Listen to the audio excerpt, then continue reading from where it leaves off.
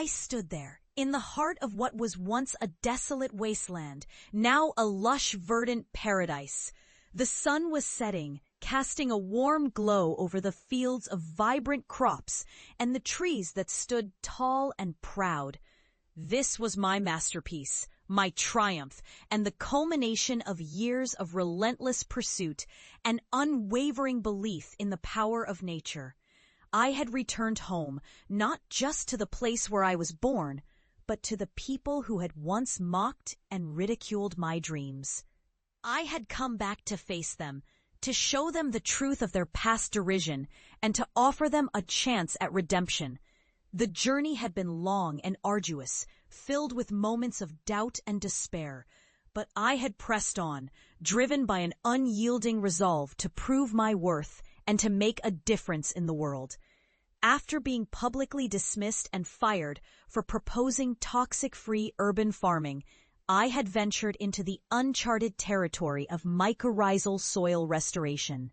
The agronomists had scoffed, labeling it as pseudoscience, but I knew better.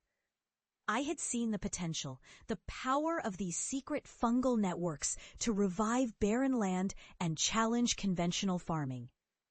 I had started small, working tirelessly in the lab, experimenting and refining my techniques. The ridicule from my family had been a constant companion, their words echoing in my mind as I toiled away, fueled by a burning desire to prove them wrong. "You'll never amount to anything," they had said. "You're an embarrassment to the family." But I had refused to let their negativity define me. Instead, I had used it as fuel, as a driving force to push me forward. The breakthrough had come when I had successfully revived a small patch of barren land. The transformation had been astonishing, a testament to the power of mycorrhizal soil restoration. Word had spread, and soon I was inundated with requests from farmers and landowners, all eager to see the magic of my secret fungal networks. I had traveled far and wide, transforming desolate landscapes into thriving ecosystems, sparking a green revolution that was sweeping the nation.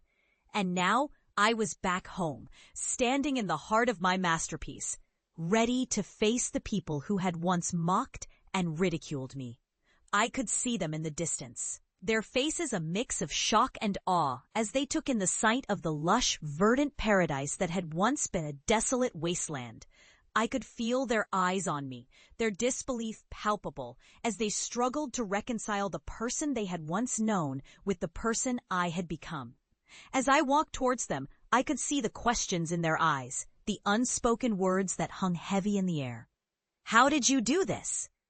They wanted to know. "How did you transform this barren land into a thriving ecosystem?" But I could also see the fear, the realization that their past derision had been misplaced, that their ridicule had been unfounded. I stopped in front of them, my voice steady and calm as I spoke. "This is the power of mycorrhizal soil restoration," I said, my words echoing in the silence. "This is the magic of nature, the secret that lies beneath our feet, waiting to be unlocked. And this," I said, gesturing to the lush, verdant paradise that surrounded us. I had achieved a triumph of the heart, a victory of love over hate, of belief over doubt. As I stood there, surrounded by the lush, verdant paradise that I had created, I knew that I had come full circle. I had returned home, not just to the place where I was born, but to the people who had once mocked and ridiculed me. And I had shown them the truth of their past derision, the power of their words, and the consequences of their actions. But I had also offered them a chance at redemption, a chance to make amends, to heal the wounds of the past, and to forge a new future, built on love, respect, and understanding. And as I looked into their eyes, I saw the promise of that future, the hope of a brighter tomorrow. And I knew in that moment that I had achieved my ultimate triumph, not just as a scientist, but as a human being. I had proven my worth, not just to myself, but to the world. And I had shown them once and for all the power of belief, the magic of nature, and the triumph of the human spirit.